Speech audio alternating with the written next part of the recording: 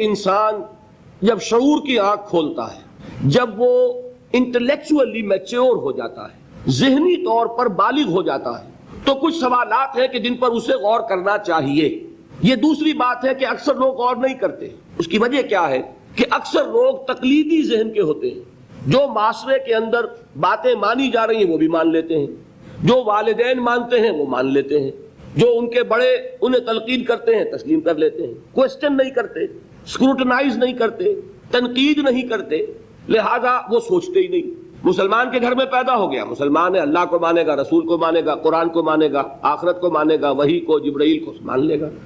हिंदू के घर में पैदा हो गया, राम को मानेगा, कृष्ण को मानेगा, अल्लाह ना खैर सल्लाह। अगर कोई ईसाई के घर में पैदा हो गया, वो हजरत मसीह को मानेगा, खुदा का बेटा मानेगा, कफ़ारे का अकीदा मानेगा और अपनी जिंदगी जो है शुरू कर देगा। अक्सरियत इंसानों की जो है वो तकलीदी ज़हन की है।